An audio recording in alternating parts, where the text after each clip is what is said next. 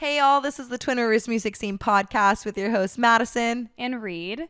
We're here to highlight local and upcoming musicians in and around New Braunfels, Texas.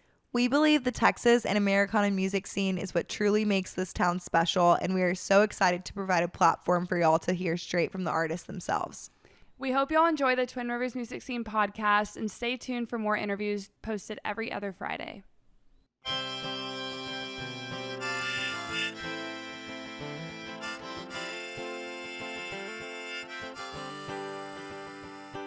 No venue too far, any song at every bar, here to cover your needs. Twin Rivers Music Scene.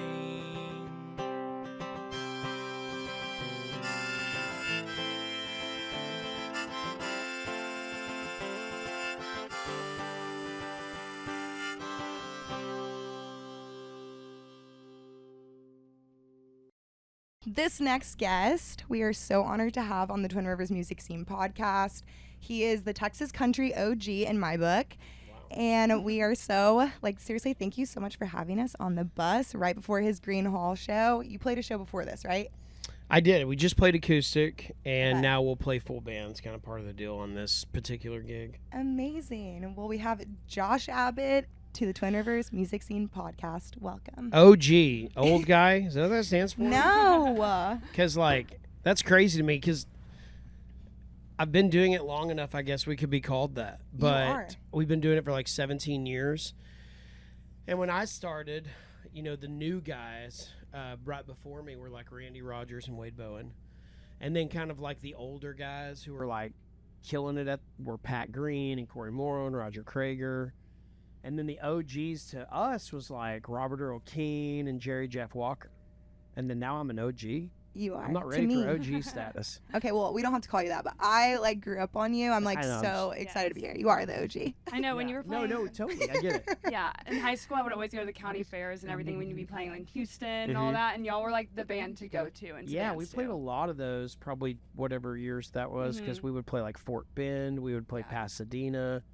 All those surrounding county fairs and festivals or whatever in that Houston radius. Felt like we played them all. Conroe Cajun Catfish Festival, Anahuac Gator Festival. I mean, I can name them all. That's how you know it's a small town by this time. Yeah. Well, welcome to New Braunfels. I know you play here all the time, but what does the New Braunfels music scene mean to you whenever you come and play here? Well, when you play here in Green, specifically at Green Hall, it's just such obviously a legendary, storied place, a place that's been featured in TV and film, and, people have recorded live records here. I've had some wonderful shows and memories here as well, so I love playing here just for the historical part of it. I think New Braunfels also has kind of a cool music appreciation vibe. Being from Lubbock, there's a large amount of us that kind of claim that as the live music capital of our state, right? Because there's so many bands that come from Lubbock and all that, but there's quite a bit that comes out of New Braunfels and San Marcos and Green as well. So it's definitely an area that's fun to play. Awesome. So you just released your 2-song EP called the Encore. Did I hear correctly that you wrote those songs 10 years ago? No, okay, so I actually didn't write either of those songs. Okay. Did you record them 10 years ago? Part of the reason that, yes, we recorded them 10 years ago. So when we recorded Front Row Seat, the album in 2015, we recorded 20 songs, and we only wanted to put 15 or 16 on the record. I divided each little section of the record up into 5 sections, 3 songs per section, and it kind of has a purpose. If you listen to it in order, it kind of makes sense. But we ended up having extra songs for some of those sections, so I had to kind of pull some out. It's not that they weren't good enough for the record, it just was too many songs. And so I chose Live It While You Got It over Even Girls Like You because I wrote Live It While You Got It. Okay. And then there was another one called Kiss You Good that I chose over Selfish. And so I just was like, well, I'm going to pick the songs that I co-wrote. And so anyway, but we loved these songs, and so we saved them, and I was like, let's put them out on the 5-year anniversary of Front Row Seat. Well, the 5-year anniversary was COVID, the worst year ever. Yeah, it was the worst So it didn't year make ever. sense for us to put it out then. So we waited for year 10. And I swear along the way in the last 10 years, so many of the band members have so many times Jimmy's over here. He can attest to this. Like, they have like been like, dude, you're an idiot. Let's put these songs out. It doesn't have. We don't have to wait for some special moment. Like, these songs are so great. But I just wanted to wait for it to have a real moment and story, and so I think we're here at that point. So celebrating 10 years of the Front Row Seat record, we just released songs that we recorded during that time frame, and I think they're going pretty well. I love them. So I we'll love see them what too. happens. Great. We love listening to them already. And so in the past 10 years, you've probably had a lot of interesting fan interactions. Do you have any specific ones that stand out to you as either like funny or strange? That's a great question. Jimmy, think on that. I've got 2 answers immediately. So one just happened tonight. I was doing a meet and greet before tonight's show, and this girl came up to me and said, "Do you want to hear a funny story about how I discovered you?" And I was like, okay, here we go. She's like, I bought a car. It was in 2015 or 16, so this relates to what we were just talking about. And she said, the car I bought, it was a used car, and the CD player was broke. And there was already a CD in it from the previous owner, and we couldn't get it out. And so I guess she didn't, I don't know why. Maybe she didn't have like the money to like change it out or something, but she said for a whole year, the only CD she had was mine. And it was the Front Row Seat record. I love And so that. she became a fan. So now anytime she hears our name, she just immediately thinks of that car in like college. So she came tonight, and I got to meet her before the show. That's awesome. So thank you to the person who owned the car before that. Yeah, I know, right? Probably my mom. No. Right? She's just like putting like Yeah. breaking radio. Mom, keep CDs. flipping cars. Put those CDs in there, flip them. Yeah. Jamming it. One really cool moment that's kind of different than that was years ago, probably, oh my gosh, 2012, 13, 14 time frame. We played Corpus Christi at the amphitheater there, and we had a fan come out, and we had been keeping up with her journey battling cancer, and she had just beat cancer and had the shaved head and everything, but she had just beat it, and it was like a big thing, and she was celebrating with our show. So we brought her backstage, and we hung out with her, and we brought her on stage, and she sang "Oh Tonight" with me, and the crowd like roared, and it was like the coolest. It was a cool moment. So those 2 stand out to me. We've definitely had some crazy fan moments. I mean, we've had people come up on the bus just randomly, uninvited, just like they should be up here, like this is their spot. We've had some fans ask us to autograph some things that probably shouldn't be autographed. Any babies? I have signed babies. That's crazy. I mean, it's been a journey. You'd be surprised, but it's fun. Okay, so I know we were talking about all the shows that we've kind of attended of yours, but what's one performance that you would love to go back and relive if you could? Okay, let me give you 2 answers. Okay, I'm hoping that I know one of them. I bet you do. Okay. I bet you do. We played Whitewater Amphitheater at New Braunfels. That's literally the Was one. it 2011? It was. Yeah. 2011 or 12, I think it was 12. somewhere in there. Mm-hmm. Either the best or second best show of our entire career, and we've always talked about that. So for those that like unaware of this, we played Whitewater Amphitheater in 2012 or whenever it was, and summertime, sold it out, which is pretty difficult to do, right? And probably took that for granted at that time. And it started freaking pouring down rain, like pouring, but we were in it, and I didn't want to quit, so I just literally stepped out in the rain and kept playing the show. And I told the fans, I'll play as long as they'll let me. So they stayed. And normally when it's pouring down the way it was, you would see half the crowd at least leave. They stayed. Probably only 10% of the fans left. I mean, it was crazy. The guy that owns Whitewater, still to this day, we talk about it all the time. Anyway, so we started playing. We played "Oh Tonight." We ended the show that way. We ended with "Oh Tonight," and the whole crowd singing back. It was just magical. Me and my friends literally talk about that concert every once in a blue moon, and we're like, it's still the best concert I have ever been to. It was electric. It was incredible. Like, it was when he says it was pouring, it literally was pouring. And I'll never forget, you're like, I'm gonna play, and everyone was like, wow, like it was the best night and the ever. girl that sang with me that night, I believe it was Kylie Ray Harris. No way. Who was a friend of mine that passed away years later. So just like such a cool moment in time to think about. Those moments. Yeah, that's special. It was either her or Bree Bagwell, because Bree has sung with us down there as well, but I think it was Kylie Ray. But anyway, and then I would say another one off the top of my head that I wish I could probably bring back just to relive the moment for a really different purpose would be maybe Jab Fest 2016. That was the last one that my dad was at. And so I think I would probably want to go back to that moment in time just to appreciate him. That's awesome.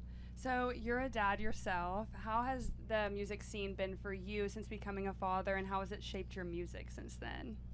Great question. I mean, I haven't started writing Mr. Mom type songs just yet. I love that We're waiting song. for But it. it is kind of Yeah. a good song. It is kind of a You good should cover, song. like, It you should really cover that is. song. That's Yeah, a good song.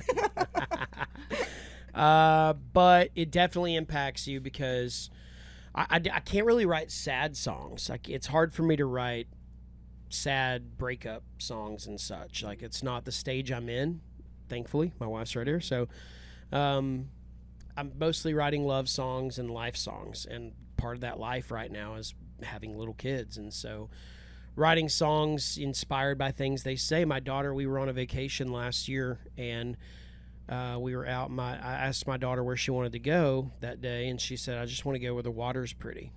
And I was like, "Oh my God, that's the cutest thing." And I love, like, so no one would sweet. say that, but that's a cool way of saying it. So I wrote it down on my phone, and like 2 or 3 weeks later, I went to Nashville and wrote the song "Where the Water's Pretty," and I'm sure we'll record that on the next record. So little moments like that, your kids will say something or do something that inspire you, and yeah, I mean, it's the best chapter of my life, That's being so a dad. sweet.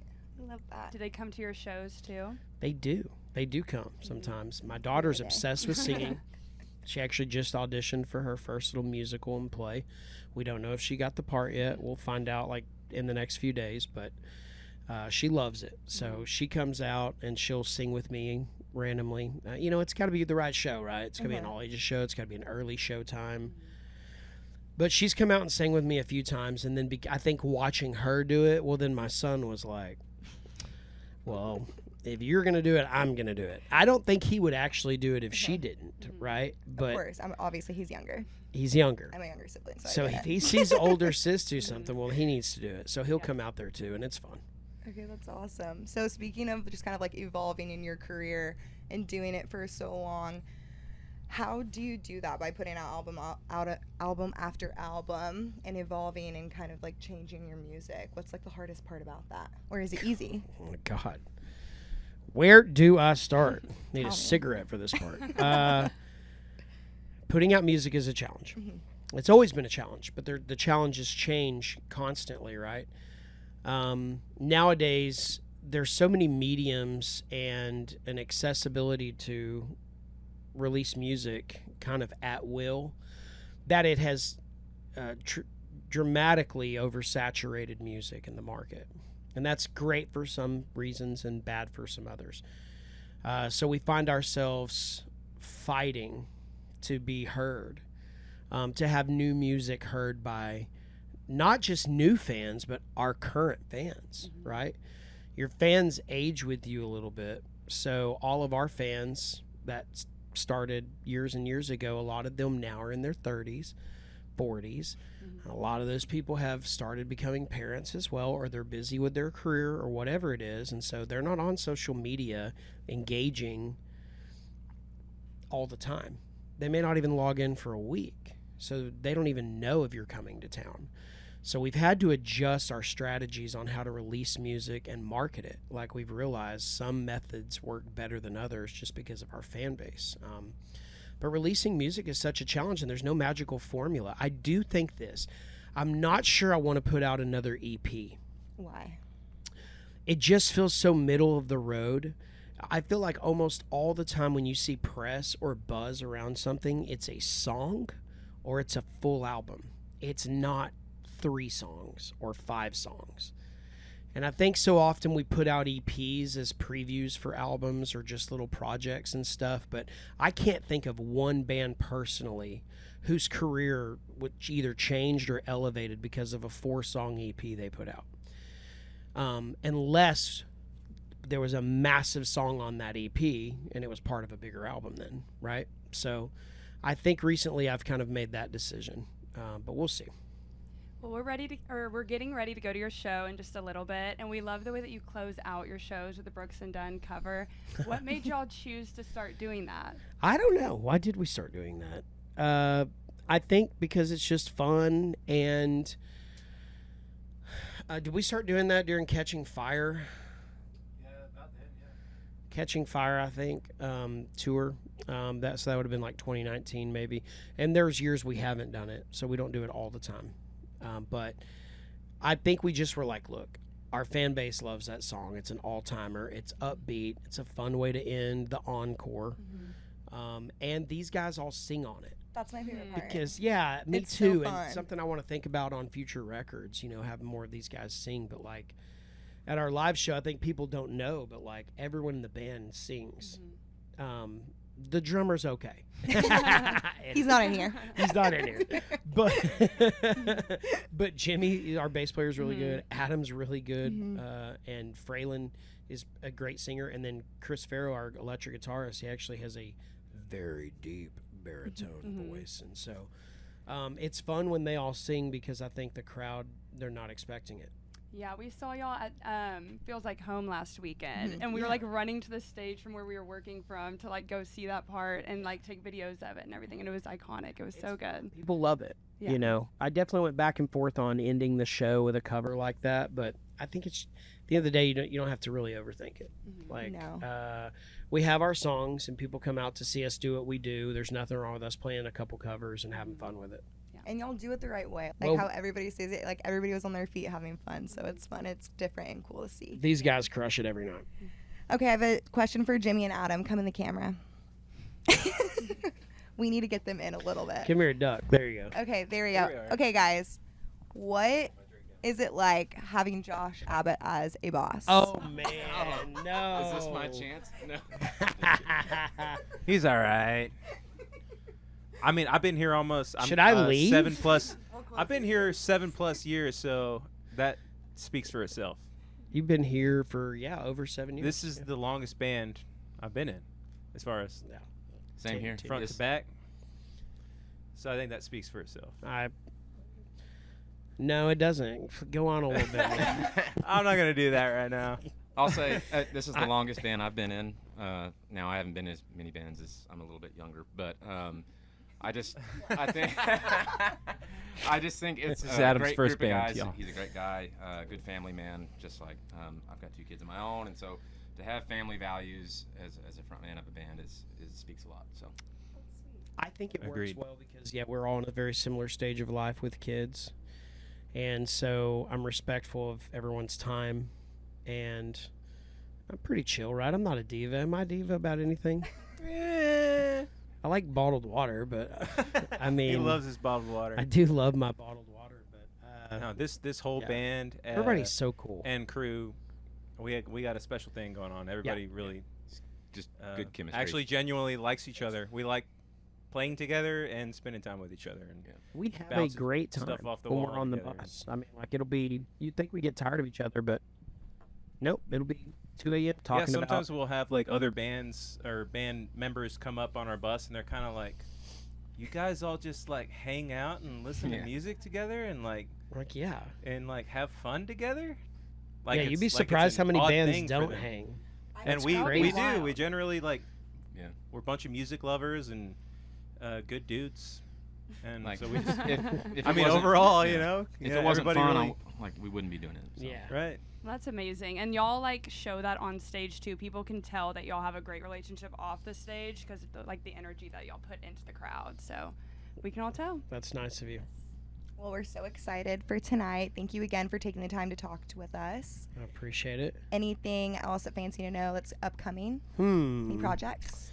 Anything upcoming? Not really. I mean, I would love for us to get back in the studio in February, and record a handful of songs and kind of release them as singles until we figure out what the next big thing is. Do we have any like big shows coming up? I mean, we have a tour schedule. It's pretty light towards the end of the year, though. That's usually every year intentional, like holidays, family time. you know, it's the end of the year. You're tired. Like, I want to go hunting and hang with my family. That's what I want to do November and December. So I think all these guys agree with that. So anyway, hopefully people will just come check out our shows, and we'll keep the bus rolling. Awesome. Exciting. Yeah, thank y'all again, and we're excited for your show. Have a great time. And again, this has been the Twin Rivers Music Scene podcast with your hosts Madison and Reed and the Josh Abbott Band. Thank you, ladies. Thanks, y'all y'all. did great. This Thank was you. awesome.